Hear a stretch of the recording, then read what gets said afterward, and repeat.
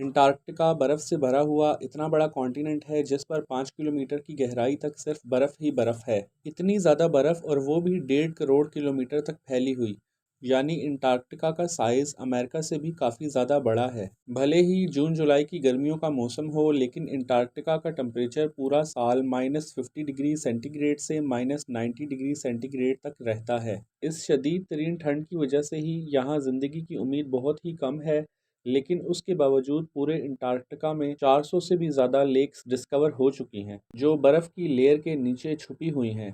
Universal facts کی videos میں ایک بار پھر سے خوش آمدید ناظرین۔ انٹارکٹیکا میں نہ ہی کوئی ٹائم زون فالو ہوتا ہے اور نہ ہی یہاں کسی کنٹری کا قبضہ ہے، حتیٰ کہ پورے انٹارکٹیکا میں صرف 2 ATM مشین لگی ہوئی ہیں۔ کہیں لوگوں کا ماننا ہے کہ انٹارکٹیکا کی برف کے نیچے کہیں راز پوشیدہ ہیں۔ کچھ کا تو یہ بھی ماننا ہے کہ برف سے ڈھکے ہوئے اس مسٹیریس کانٹیننٹ کے نیچے ایک الگ ہی دنیا بستی ہے جہاں ایلینز کا راج ہے، لیکن ریسرچرز اور آرکیولوجسٹ اس مسٹیریس کانٹیننٹ کے پوشیدہ رازوں کو فاش کرنے کے لیے دن رات محنت کر رہے ہیں۔ انہوں نے یہاں چند ایسی چیزیں بھی تلاش کی ہیں جن کو دیکھ کر سائنس بھی حیران رہ جاتی ہے، اور آج آپ دیکھیں گے انٹارکٹیکا کی برف کے اندر سے ملنے والی چند حیرت انگیز چیزیں۔ تو آئیے شروع کرتے ہیں۔ نمبر 8۔ 2009 میں ایک ڈسکوری نے ریسرچرز کے رونگٹے کھڑے کر دیے جب انٹارکٹیکا کی برف کے اندر سے ایک بلی کا ڈھانچہ ملا۔ لیکن اس میں حیران کرنے والی بات یہ نہیں تھی کہ یہ ڈھانچہ بلی کا ہے، بلکہ حیران کرنے والی بات یہ تھی کہ جس بلی کا یہ ڈھانچہ ہے وہ عام بلی نہیں بلکہ انڈے دینے والی بلی تھی۔ جب ریسرچ لیب میں اس عجیب بلی کے ڈھانچے پر مزید تحقیق کی گئی تو معلوم پڑا کہ یہ جانور کم سے کم بھی 2 کروڑ 50 لاکھ سال پہلے دھرتی پر پایا جاتا تھا۔ نمبر 7۔ 2014 میں آرکیولوجسٹ کو انٹارکٹیکا سے ایک انتہائی حیران کر دینے والی انسانی کھوپڑیاں ملی۔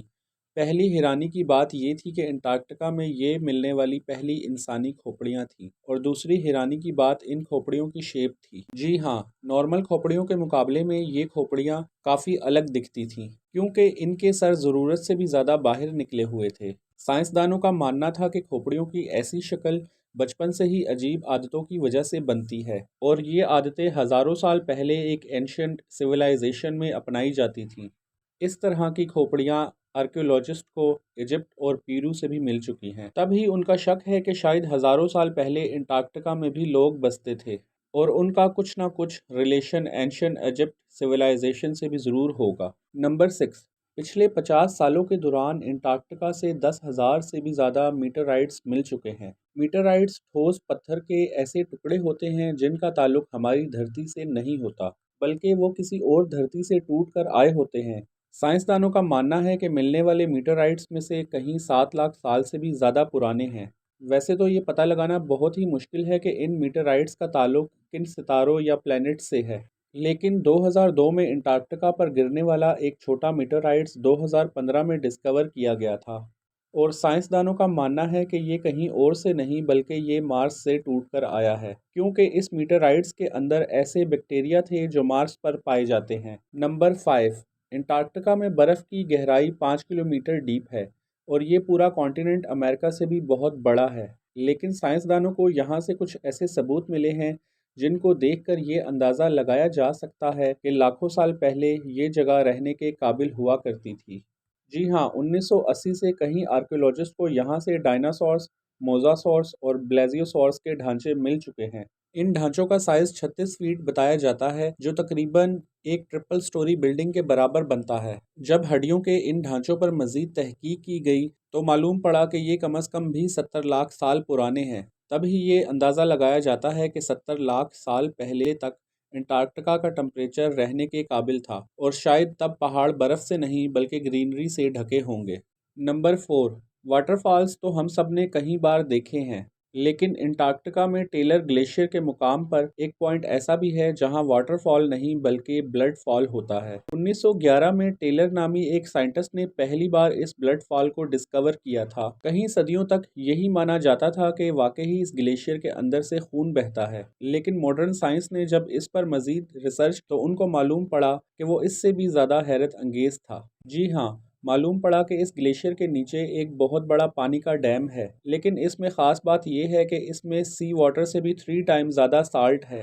جس کی وجہ سے یہ فریز نہیں ہوتا۔ ساتھ ساتھ اس پانی میں پہاڑوں سے نکلنے والا آئرن بھی موجود ہے۔ کسی ایک پوائنٹ سے جب یہ پانی گلیشیئر سے باہر نکلنے کی کرتا ہے تو ہوا میں موجود آکسیجن پانی کے آئرن سے مکس ہو کر آئرن آکسائڈ بن جاتا ہے اور اس کا کلر ریڈ ہو جاتا ہے، اور اسی وجہ سے یہ پانی ہمیں ریڈ کلر کا دکھتا ہے۔ نمبر 3، بلڈ فال گلیشیئر کے نیچے پانی میں سائنسدانوں کو ایک اور حیران کرنے والی چیز بھی ملی۔ پانی میں ٹوٹل 17 ٹائپس کے بیکٹیریا بھی پائے گئے۔ ان کو زندہ رہنے کے لیے آکسیجن اور سن لائٹ کی بھی ضرورت نہیں ہوتی۔ ایکسپرٹس کا ماننا ہے کہ یہ بیکٹیریا کی ایسی قسم ہے ایسے پلینٹس پر پائے جاتے ہیں جہاں آکسیجن اور سن لائٹس کا نام و نشان تک نہیں ہوتا۔ لیکن یہ بیکٹیریا ہماری دھرتی پر کیسے آئے، یہ راز ابھی بھی پوشیدہ ہے۔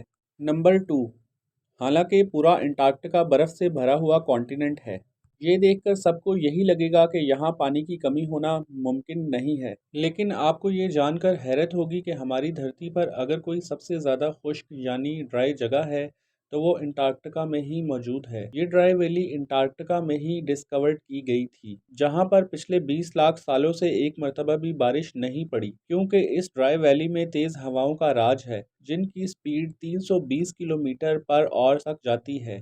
اسی وجہ سے سائنسدانوں کا ماننا ہے کہ تیز ہواؤں کی وجہ سے یہاں موجود پانی کا قطرہ قطرہ ایواپوریٹ ہو چکا ہے۔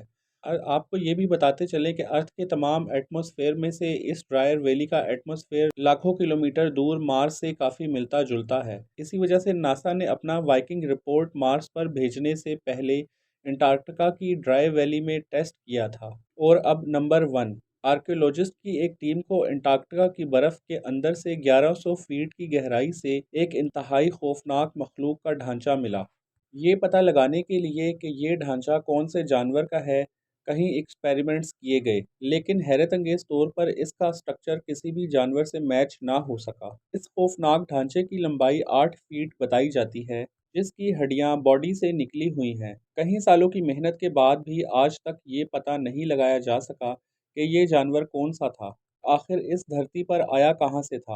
امید ہے یونیورسل فیکٹس کی یہ ویڈیو بھی آپ بھرپور لائکس اور شیئر کریں گے۔ ملتے ہیں اگلی شاندار ویڈیو میں۔